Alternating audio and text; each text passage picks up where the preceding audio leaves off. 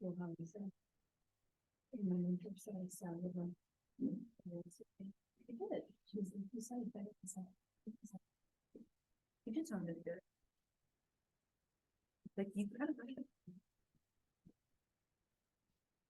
and I feel like I was all of those like still like in the moment of you know to do next. I feel like I probably used a lot of filler words, but I have no recollection. I think I did really good in just really good. So like I can realize no one's focusing. I vibe with it. It gave me a good reflection. Yeah, like it's actually really reading out.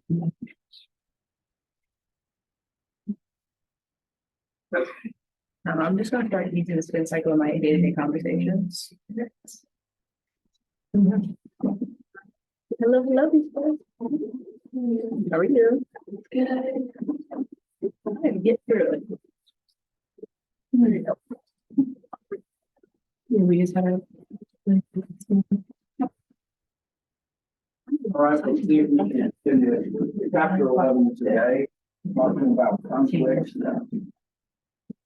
So we talked about the nature of channel conflict, where it comes from. It's a state of discord or opposition, one way or another. I talked also about it being a positive, or it can be a positive as well. Before I go on, I just suddenly thought of this. I wanted to show you one of the particular pieces of research that's pretty important to us. If you're to go to the top of this is optional, but we'll talk about this definitely in chapter 12, there's an article here called Morgan and Hunt Commitment and Trust. I'm actually doing research right now on trust, especially interpersonal trust in cryptocurrencies and non-fungible tokens. And one of the things that this article is a seminal one in 1994, because it talks about the nature of trust and how it drives commitment. So we'll talk about this a little bit in this chapter in conflict, but then also what we're going to do is talk about it definitely in relationships. I wanted to show you also that sometimes when we use words, it's like, I don't want you to think we make it up. I mean, these things come from years of research. And so this was a major piece of research, like I said, in 94. And one of the things, or some of the things that they talk about is trust is positively related to functional conflict. And functional conflict is going to be a concept we're talking about right now. This shared values is a very important one, because we're going to talk about when we don't share values, how they create conflict. We'll talk about it using what's called agency theory. Okay.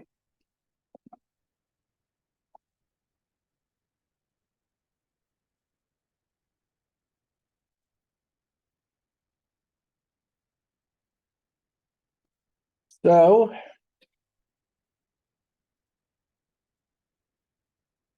we'll first talk about the good side of the force, and then we'll talk about the bad side.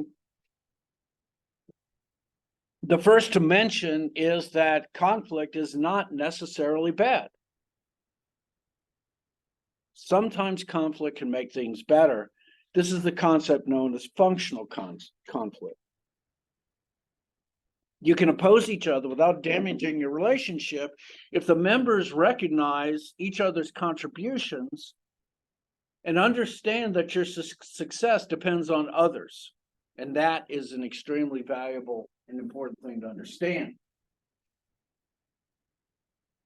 Channel performance demands communication and cooperation, but it also means that you may need to discover where the points of opposition are and perceive more conflict in order to move on. Conflict can be good. It can stir up those, grandfather clauses that happen in organizations where what was good enough for granddad is good enough for me. Sometimes to make soil good, you need to stir the soil up, aerate it, get new ideas, and that only happens when you recognize differences and you work through them. So as long as the channel members are committed to communicating with each other, then conflict can be tolerated.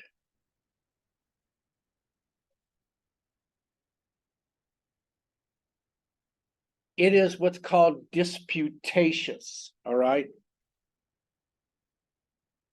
Which means you are willing to give and take in order to achieve channel performance. A disputatious arrangement can exist and there can be success.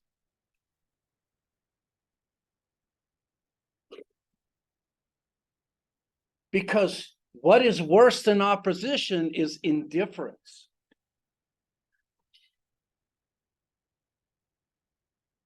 Indifference, especially when things matter, can be corrosive to relationships. If you're truly indifferent, that's one thing. But if you're indifferent to avoid the issues and problems, that in and of itself is a problem that may sometimes ultimately need to be rectified. And so functional conflict is good. This willingness to accept not the affect conflict, but the perceived conflict. This is important. Now, when we talk about the aspects of conflict, and I showed you the 4 yesterday, I kind of want you to understand that the first 2 are kind of what are into what's called the functional conflict stage. Affective is when things get worse. Manifest is when everything falls apart. And so you may or may not have a strong opinion. You may or may not have any issues, or quite simply that the issues are not important enough to you. That's the good side of the force. The bad side is manifest. This is when tension is created and behavior is directed towards damaging a partner. High channel friction creates cost. Societal communication is the lubrication that makes relationships work.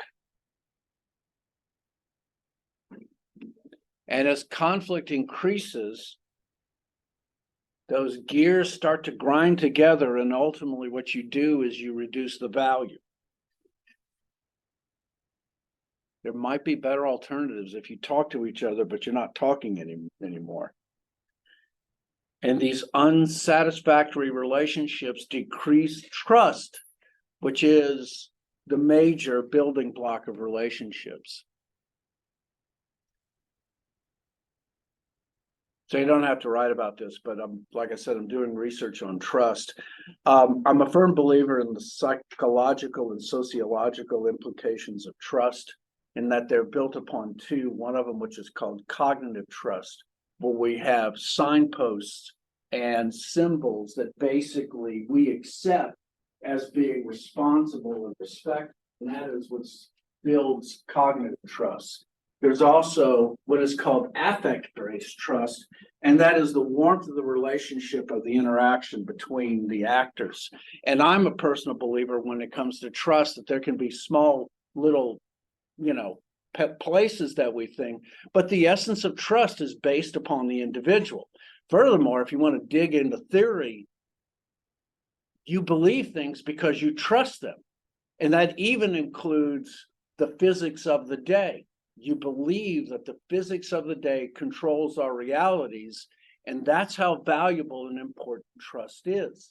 Well, in the very same notion, success with us as individuals becomes or is based on the fact that we have reasons to trust one another. And so to me, trust is the foundations to everything, no matter what we want to say. If we diminish trust, we diminish our ability to be effective communicators. We no longer want to be part of the relationships that make up successful partnerships. And when intense conflict can even spill into other relationships, it becomes part of the organizational memory of the organizations. And in other words, what that means is it's passed down from actor to actor to actor.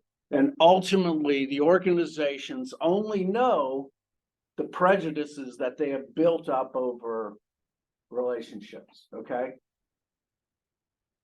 And realize that conflict many times doesn't need to be minimized, it needs to be managed. In other words, you respect that conflict exists. That's the first step to curing conflict, is to respect it and understand that it exists. And so, where does conflict come from? So I've talked about from the very beginning, from chapter 1, that these are independent, interdependent organizations. And so by the very nature of the structures of channels, there are sources in which conflict exists. And so we're going to go through these one at a time, but these are the three main sources of conflict: differences in member goals, our personal perceptions of reality, and where we consider our autonomy to be. And then the last one, of course, is if we have too many pipelines where there are redundant channels, in other words, perhaps even perceived as unnecessarily, these can quickly turn into conflict with the supplier. And this is also why it's vitally important when we're coming up with new channel segments to consider we're creating new segments for new members. We're not duplicating the member or the channels to go after the same people. Another reason why to spend time thinking about market segments. And so first, let's talk about competing goals. You get hired by an organization. It is the beginning of a personal success story for you. You spent 4 years in the college and universities studying approximately 10,000 hours to get where you are. You've achieved that job. It has great satisfaction to you. You want to go out to your friends. You want to be able to party. Maybe the first purchase. What's the first purchase you'll make right out of college? The first big one. Yeah, that's exactly it. Within the first 2 years. First thing you're going to do, okay? And I bet none of you are thinking of a minivan right now, okay? That's also psychology too. Anyway, you have your personal perceptions of your individual success while the organization that has hired you has another mission entirely. This is what's known as agency theory. Agency theory says that there are competing goals in the conflict, and there's natural conflict between two members that are known as the principals and the agents. And so if I were to draw this up, and I'll show you another picture later. Why do they steal my chalk? I have no idea. Okay. No good deed ever goes unpunished. Okay, here we go. So we have two actors. All right. We have the principal. Let's spell it P-L-E or P-A-L. Okay, principal. Okay, and then you have the agent. Okay, and so this is you. This is your company.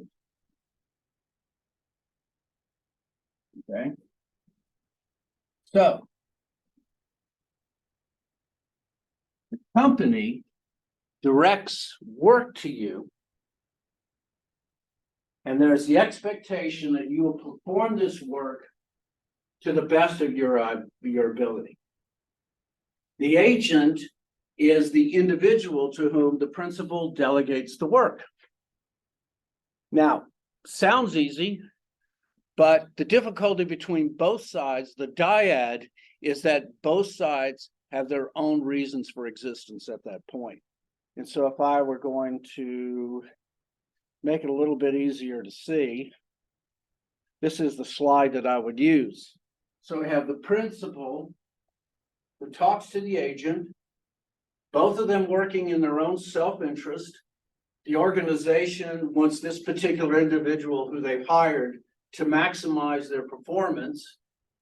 The agent, in their own self-interest, perhaps works to that, but to other goals as well on weekend. All right. Personal growth, especially if you're a professional learner who is always trying to achieve a greater goal, well, that's yours as well. So you delegate the work to the principal, the agent performs the work, and the agent also has to, or let's just say the principal has to be concerned that the agent is working in their own better interests, okay? Pretty soon the agent is concerned that what they're doing may have some moral hazard which they themselves might be repugnant with, because we all have personal things that drive our own motivations. This is the classic agency theory, and this is where competing goals come from. And the best thing that you can do is to make sure that when the principal delegates the work, that it is to the best self-interest of the agent. That is how you get past the agency theory. You accept once again that competing goals exist, and you try to find your ways around it. It may take years, all right? But the trust is the belief that one party will act in fairness.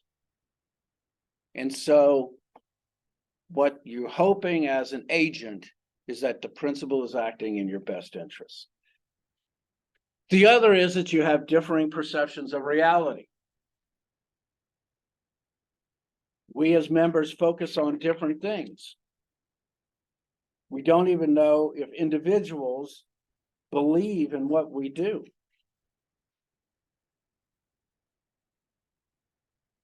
But here's the difference is that there are divergent responses to the same situation.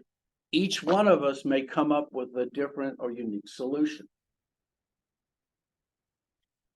And in international settings, especially when we don't understand the platforms in which we work in, we can have even greater concerns. Like I've talked about when I went to South Korea and I taught there for 7 weeks, and they offered or invited me to go out and eat and to party with them. I could, but the difficulty is I was their teacher. And while for them, it was important for me to socialize, that they got to know me, as a teacher, I'm bound by certain standards. And one of them is that I maintain a respectful distance to my students. And so these are the difficulties, but you can get past that with an understanding and a certain sensitivity. And you can find also that greater communication helps as well. If you're ever in South Korea and say, "Ayanaseo," you will be accepted because you at least tried Korean, which is an extremely difficult language. And remember, 감사합니다, okay? Which means you're welcome. The other difficulty is interchannel competition. The upstream perspective, let's look at it this way.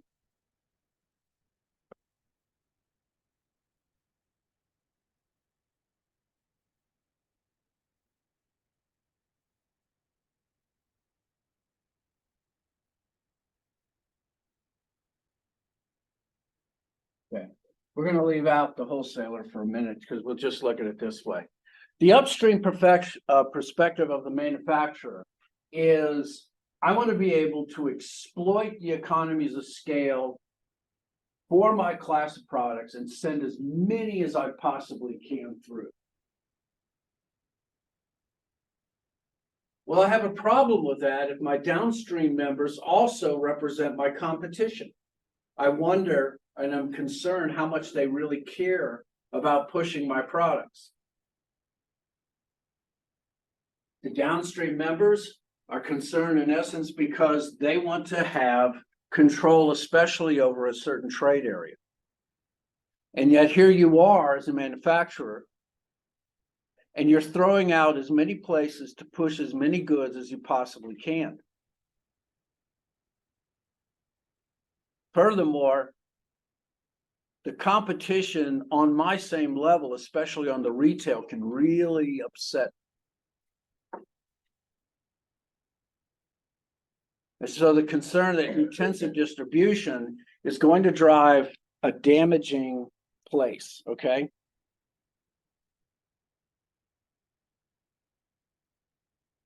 And here is the difficulty. The manufacturer's focus is on their products. The retailer's focus is on the consumers. Well, here's the problem is the consumer's focus is also on the products as well. And as a matter of fact, if you look at it, the manufacturer and the consumer are in cahoots. They both want the same thing. They want to be able to find the product in as many possible outlets as they possibly can. Whereas the retailers, the people who actually sell to the consumers, are saying, wait a minute, there's plenty for everybody, especially me. So why don't you just let me handle this and I'll take over this trade area for you? And the manufacturer says, hey, great, but no, I want to be able to have it in many places as I can. And so this is the inter-channel competition. It's also part of perceptions of reality.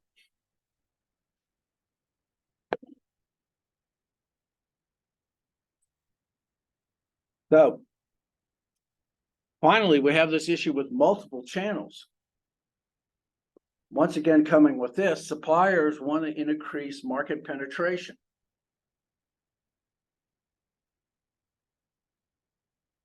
Customers seeking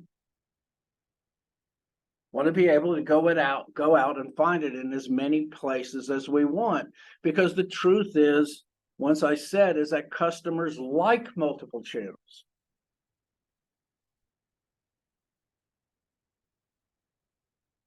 And the truth is that if I'm a manufacturer, if I'm a retailer, I have to embrace multiple channels. There's nothing I can do about it. Yet, it doesn't mean that I'm very happy about it.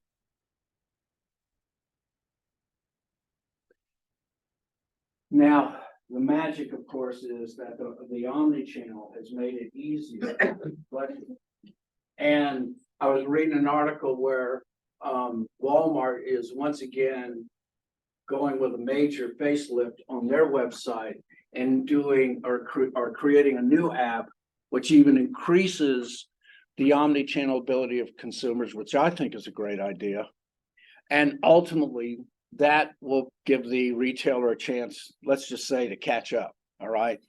But multiple channels, they love, consumers love it, manufacturers love it, and the retailers hate it. All right.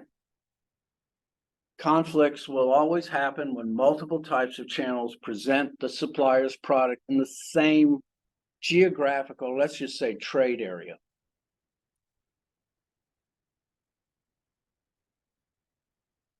And so downstream members feel a little hurt. They lose motivation.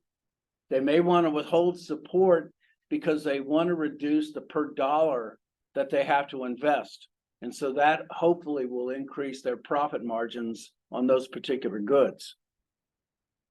I may lose motivation, I may retaliate, or I may just get out. Remember, this all comes from chapter 10 when we're talking about power.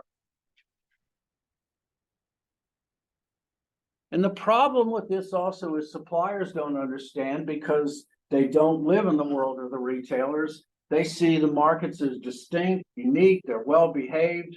And the problem with that is that they do not have an understanding of their consumer because the consumers go everywhere. All right. And so the ways to handle these things, you either embrace it, you retaliate, or you just get out.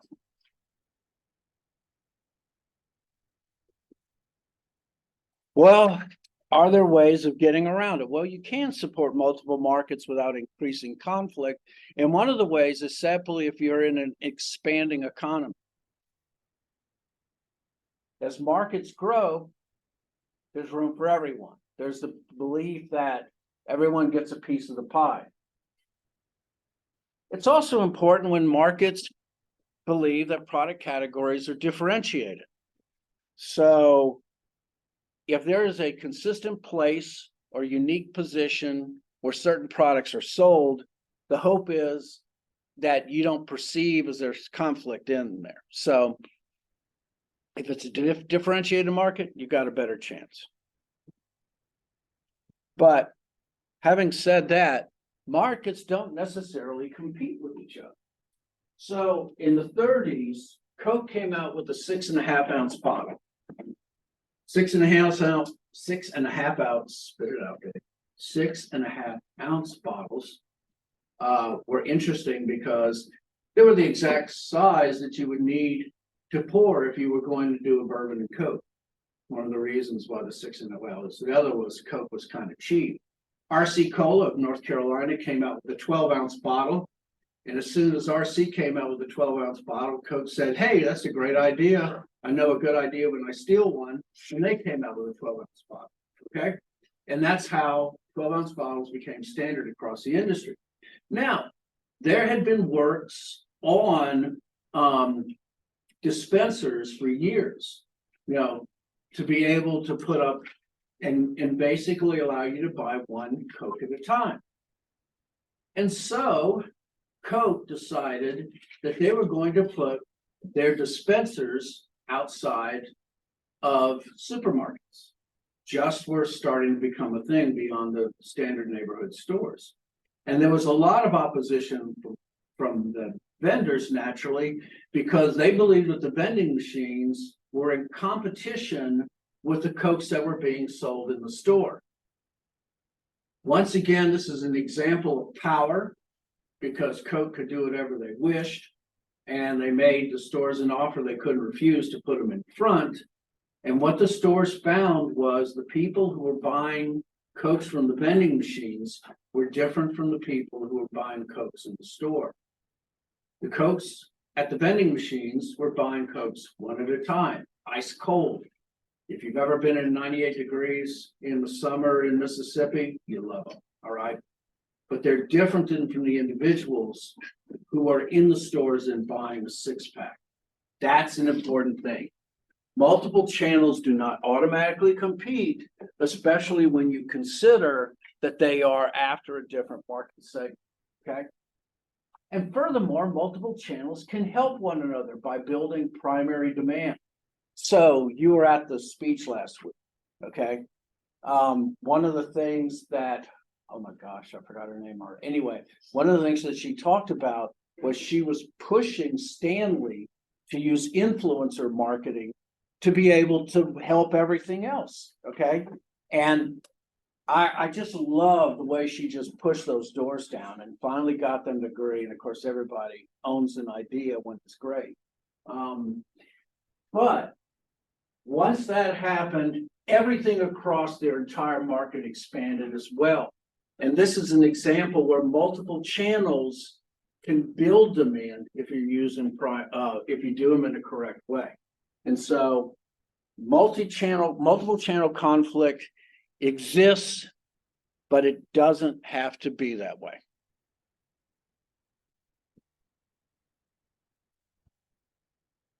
So just a little basic, just talking about differentiated product lines.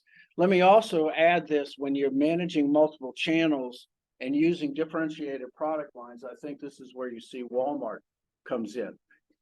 You will not find a brand new Mac Pro on a Walmart website. I've actually looked. You'll find reconditioned ones and used ones, and they're selling them through third-party vendors. But you will not see a Macintosh sold in a Walmart. What you will find are iPads and iPhones and iWatches. Those things, Beats, I think, maybe too.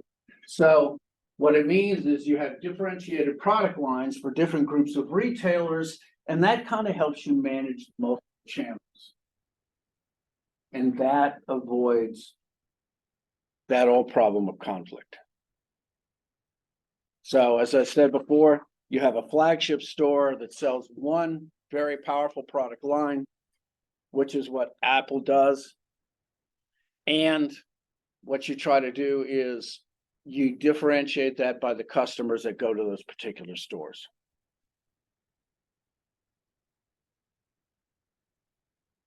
So the gray market is a different place it has a different amount of conflict. And the gray market, so I'll give you an example. So Lord's School in Lafayette, when I was selling computers there, Lord's School used to like to buy Commodore 64s from us, our store, Omni Computer Store. We were not, or we stopped being a Commodore 64 dealership when Commodore decided they were going to move to department stores and other things like that. But Lord's liked working with us, and Lord's wanted to order 10 64s at a shot. So what we would do is we would call up a dealer or distributor in Houston. They would sell us the Commodore 64s wholesale. We'd give a 10% markup on price, and we would sell them to Lord's. This is an example of what the gray market is. The gray market is not counterfeit goods. The gray market is authorized goods in unauthorized channels. Say that again. The gray market is authorized goods in unauthorized channels.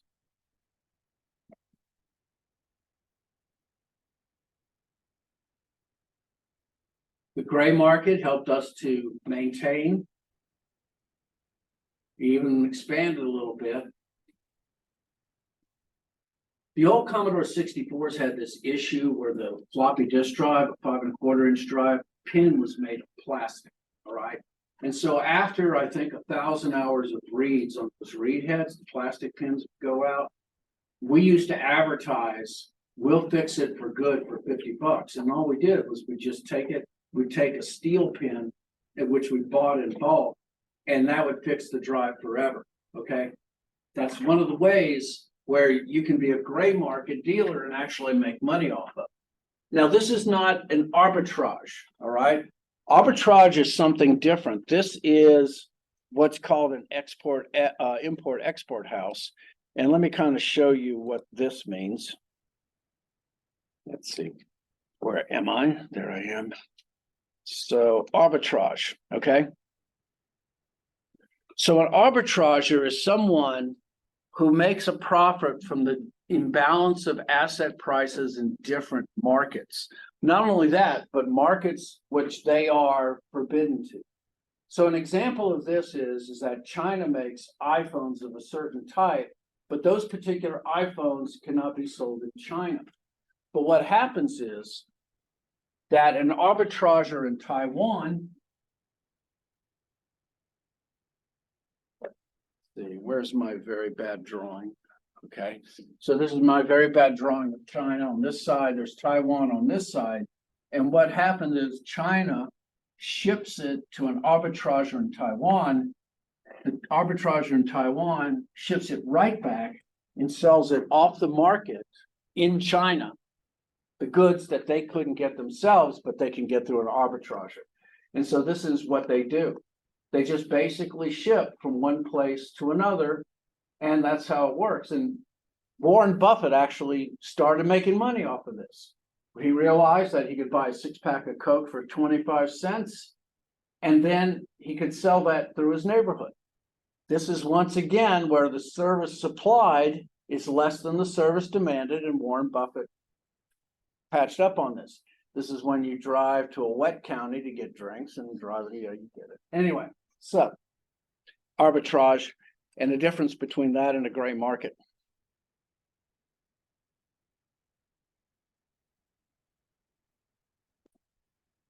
So these are the reasons why. As I said, you may have better pricing and with different channel members. Some channel members get better money. You might have different pricing in different geographical markets. You might find that luxury items in one area is much less expensive and you ship it to another area.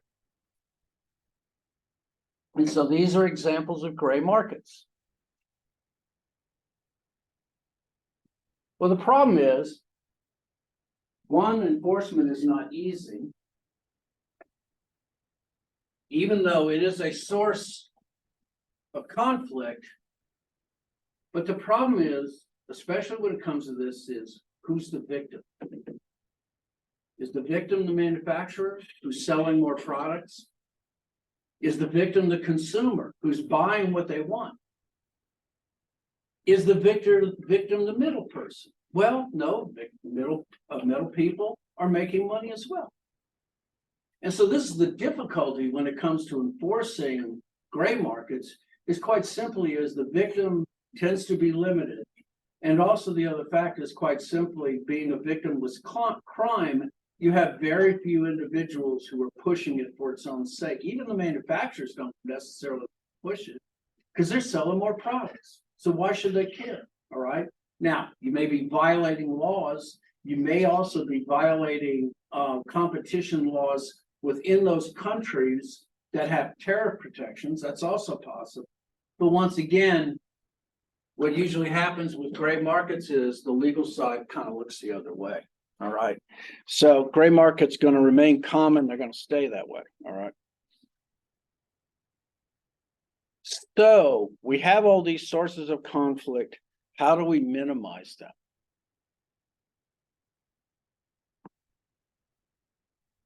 I said one of the things that's important is communication. And communication is vital to success.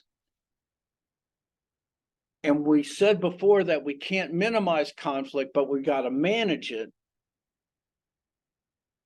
And so what we need to do is make sure that the conflict is always functional and not excessive. Conflict creates conflict. Conflict is extremely hard to overcome. It persists in this creep and acrimony. It goes down the channel environment. It spreads to the organizational memory. And it anticipates that there will not be commitment because there's no trust. And so there has to be ways to coming up with processes. The first thing you can't do, or you shouldn't do, or you should never do, is threaten another channel member. As I've said before, to threaten is to imply that there are punishments or that there will be negative repercussions. Threats are perceived as coercion, and repeated coercion threatens the lives of the groups that they're in. Coercion is a tool that can achieve positive results, but you have got to be careful. And so until you know how to do it right, the answer is, doctor, it hurts if I do that. Well, don't do that, okay?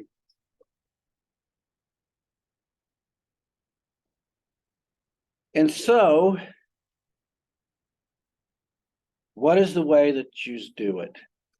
You balance power. You find ways to reduce the asymmetry if possible. You recognize that you're both intolerant of coercion. Now, it doesn't mean that you can balance strength with strength. A Walmart is not going to be balanced against a small vendor. But the vendor may have something unique and vitally important that Walmart wants, and there is the balance. It is not equal, but it is differentiated.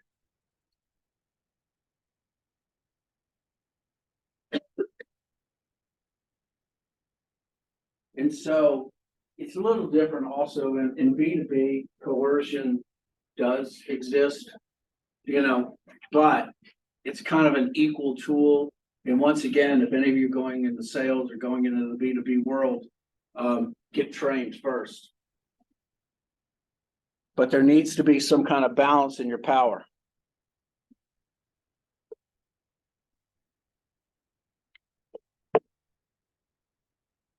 Realize that as a dealer, you are vulnerable to the coercion because your success requires them. So how do you fight back? Well, you just accept it. One way is you pound the table with your objections, but then you go ahead and do what you have to. You can see where all this is going. This is the same thing. You relegate those lines to a lower place. You limit your resources.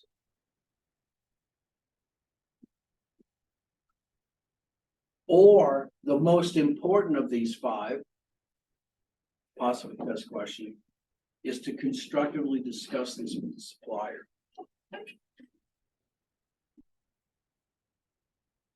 You say, let's figure out how we can deal with this together.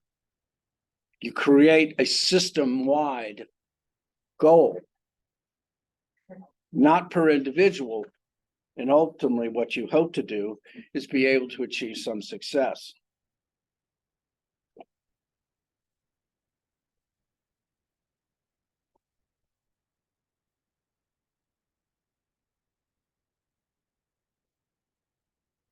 And the last thing you want to do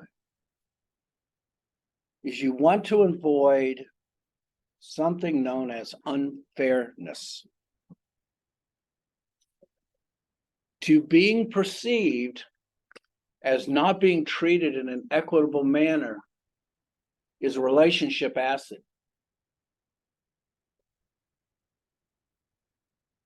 If I feel I'm being treated unfairly, it exerts negative valence. It aggravates the effects of conflict. It increases the perception of opportunism. It is the worst thing. It is one thing to not be accepted because simply your product isn't good enough. It is another to feel like you're in a conspiracy where you are being treated unfairly for some reason.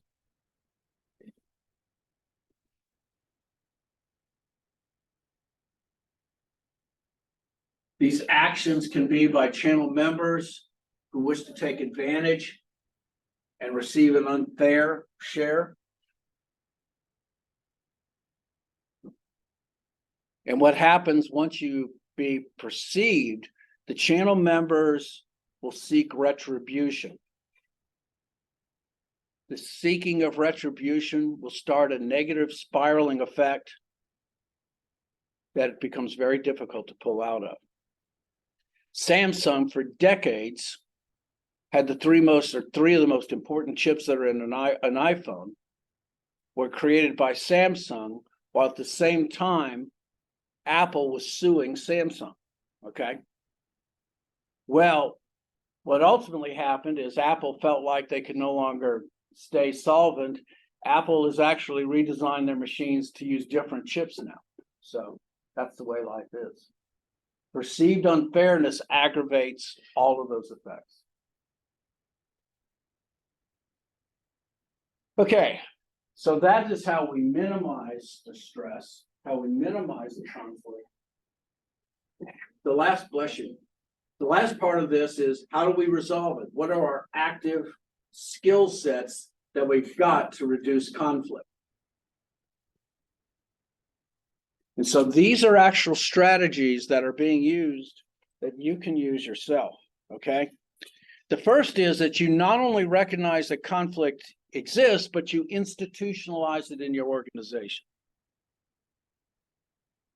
And there's multiple ways that you can do this. One of them is you set up impartial trade organizations in which you can distribute organizational news back and forth.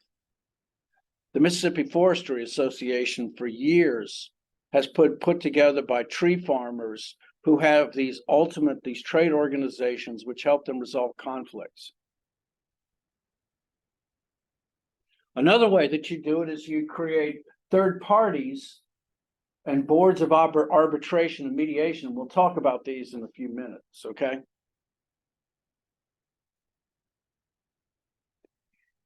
You invest in information technology and you create generic investments where you willingly give that information to your associate companies. The vendor managed inventory that Walmart created is in many ways one of the greatest examples of willing trust between members. You have the risk of divulging important information. And because you do, trust is increased. But it also means that you share that information across organizations as well. Once again, risk creates the opportunity of trust.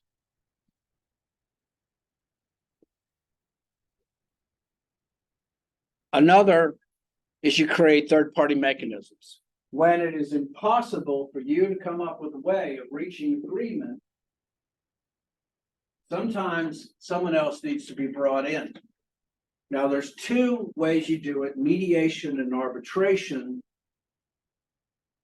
And mediation is the Star Trek Next Generation way, in which Jean-Luc Picard would beam down to the planet and mediate between two parties. A mediator is a third-party individual. They have no power to settle a dispute. They negotiate between each other. And they urge the two parties to pursue some recommendations that they may have. One of the ways that they do it, mediators that are really good find common ground one way or another between parties. They find some way in which they can at least agree on each other. It's one of the reasons why they take them away from their particular areas and put them in unique places, so that free from those distractions, they can come up with negotiated ideas. The Reagan-Gorbachev settlement of '86 in Reykjavik was a brilliant idea. I've actually been to that house. It got them away from those particular situations. Now, they didn't have mediators there, but they found ways to work things out. Arbitration is much different. Arbitration takes away the control of the two parties and gives it to a third. The third party makes the decision. Both parties state in advance they will honor it, and that's what arbitration does. There's what's known as compulsory arbitration.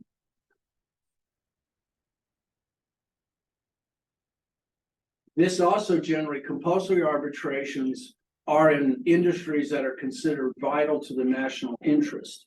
And so you'll see railroads, even manufacturing, to be designated as vitally important, and they cannot, in essence, strike. It's one of the things that's against it. But their disputes will be handled by an arbitrator. Another is voluntary arbitration, where the parties voluntarily submit their dispute, and that decision is final. Yeah. Which one's more common, mediation or arbitration? Well, it's a good question. Arbitration is generally last resort. Okay. And sad to say, unfortunately, is that mediation is limited as well, because both sides have a tendency to push each other to the very end. So there's not as much mediation or arbitration as there used to be, but there's a lot more contractual procedures that are already written in. So the relational norms are built around two parties now, to where there are agreement associations that help to avoid that risk, right? Now, arbitration is probably a much greater example, and you find that in sports a lot. So does anybody know the name of Kurt Flood? Ever heard of him? Every athlete in the world today owes a debt of gratitude to Kurt Flood.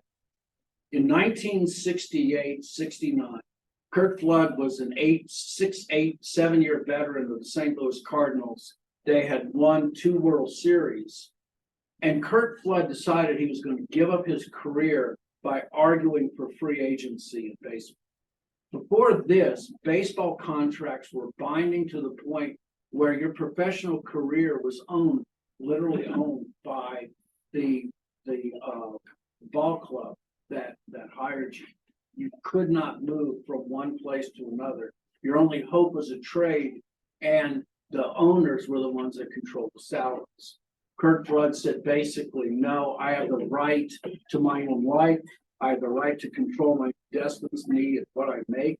And I believe that the system is built around limiting the salaries of players. And he was right. And so he spent 5 years in this, and he created free agency in baseball. And this is where the salaries started exploding. Well, 1992 comes along, and there's another baseball strike, and they're arguing for greater free agency than they have because there were restrictions. And they were also asking for increased salaries, got no. 112 days, baseball did not exist. And then finally, what Marvin Miller, who was the lawyer of the baseball, said is, we'll throw away everything we have. We just want third-party arbitration when it comes to salaries. You know what's happened to baseball salaries since then? Yeah, through the roof. Absolutely. Because every judge can look at the dynamics and the money that was being raised in baseball and said the players were not getting or taking advantage of their abilities. And so now from 1994 to 2010, every major contract decision was done by third-party arbitration where a judge said, you know, $2.5 million, all right? The baseball players weren't even trying to negotiate contracts. They were immediately going to arbitration, and they were popping their salaries up by a factor of 10. That finally stopped in 2010, where it finally swung to the owners, and so now we have some kind of stability, for the lack of a better word, if anything could be so stable. So, third-party mechanisms. The most important thing we can do is build relational norms inside our organizations, accept that conflict exists, and institutionalize it, and make it part of our organizations.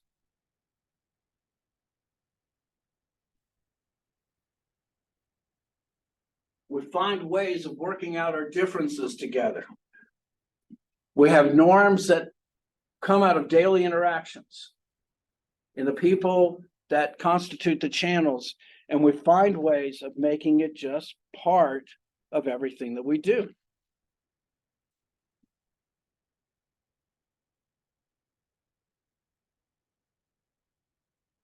So, how do we go about our own conflict resolution? Has a lot to do with who we are as individuals too. So how we go about resolving conflict depends on our level of willingness to accept things as they are. And so if we're one of those people that avoids things, we just try to prevent any conflict by agreeing to any avoidance. It works if you don't care. It doesn't work if you don't care. Sometimes what you do is you try to strengthen the relationship by cultivating a dependence on each channel partners. You're willing to go the extra mile to get that shipment there. They become more dependent upon you. And in accommodation, it means the quid pro quo, all right? Where there's a reciprocal kind of arrangement. So I do something for you, you do something for me. Competition is a zero-sum game. Each competitor pursues their own goals. And that's not necessarily a good thing either. Now, usually the last two are the better ones, although I'm not a compromiser. I believe in winner take all. I believe if you care about something, you should either care about it with all your soul or just don't care. This is how I run my relationship with Dr. Robinson. And she wins, okay? Except if it's important, and then I put my foot down, all right? But I rarely, okay? I want a happy life, you know? Life's too short, you know? So the compromiser tries to find solutions, let each side achieve some of its goals to a certain intermediate degree, and everybody's kind of happy and everybody's kind of sad, but nobody really gets what they want. And so sometimes compromise will lead to even worse problems. Or finally, you do the hard work, the problem solving. You try to get it all. You look at the goals of you and your counterparts. It's done at hard levels. It takes a lot of effort and a lot of work. but it's the only one that solves problems ultimately. Because at some point, you're gonna get to the end and say, you know what? I'm done. You know, there's no reason for me to be in this. I'm out. Or you go, no, this is more important to me than ever. That was the part of that last week. We're gonna do the video, but I so admired her because this is the way she did it. You know, she pushed for the things that she thought were important, and it was winner take all to her, and it's just nothing but a success story. Then finally, I'll give you a cookie if you stop. All right, is using incentives.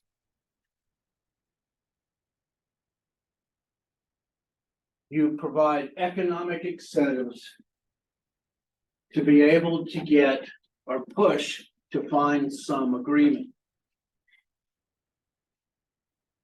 It has to be not only one thing, but it has to be a multiple elements that create positive financial returns. And the problem with incentives, like I've said before, if I give my daughter a cookie to do her homework, she's looking for the cookie the next day when she does it again. All right. This can also be a difficulty because if you're giving incentives everywhere, it's hard to keep track of everything. And I think this is one of Walmart's failures, especially when they went into foreign markets. The difficulty is you think that culturally, I think something might be a bribe, or I think something may not be. And I just don't understand the situation. And this is the difficulty of trying to find incentives for resolving conflict, because ultimately they slowly.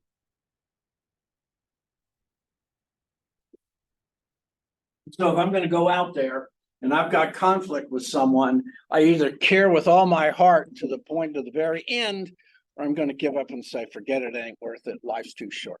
Okay. And speaking of which, life is too short. Let's go. All right. So we're done with chapter 11. Next week, we will